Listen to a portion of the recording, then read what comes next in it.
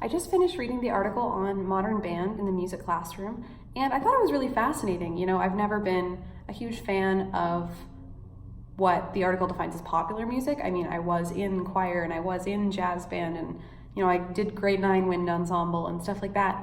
And that was the music that I loved.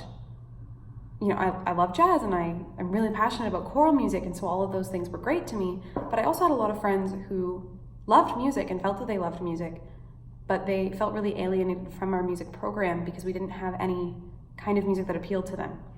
So the idea of having a modern band, I think, would have been, you know, a lifesaver to a lot of my friends in high school. I can definitely see the spatial challenges. You know, my own music classroom, we were pretty lucky. We had 4 practice rooms in the instrumental room and 1 in the vocal room, and frankly, we're pretty lucky that we had a vocal room. And they were not big enough to fit a band. The music room itself was hardly big enough to fit a band.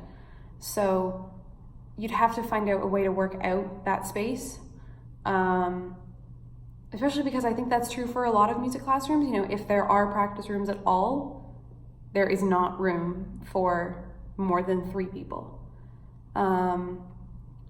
So that would be a bit of a challenge, but I think that would easily be worked around if you just sent kids outside. I mean, maybe not in the winter, but there are alternatives there.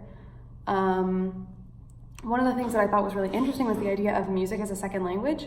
So language acquisition has always been something that's really been fascinating to me.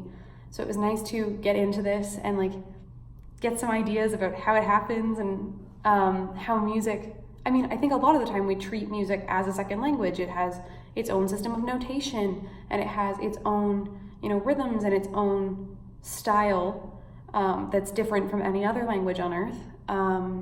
It has its own lyricism, I guess you could say. And the idea that music can be acquired similar to speech patterns was just like fascinating. It kind of blew my mind. I mean, we talk about it so much as a second language, but we never really treat it like one, I guess. So that was definitely like a really fun aspect to explore and look into and learn about from the article. And then the kind of final idea that I had about it was like the idea of modern music in a modern setting and how that has to be ever changing, which was mentioned in the article. But you need definitely a teacher who kind of has their ear to the ground in terms of what music is popular and is able to listen to their students and find what their students want to hear, which you'd hope is very common, teachers who listen to what their students want to hear. But that would definitely be like key to the idea of a modern band class. That said, I mean, once upon a time, people thought that jazz bands weren't possible in high schools, and look now. And people thought that, you know, choirs and jazz choirs and all kinds of choirs weren't possible for high schools.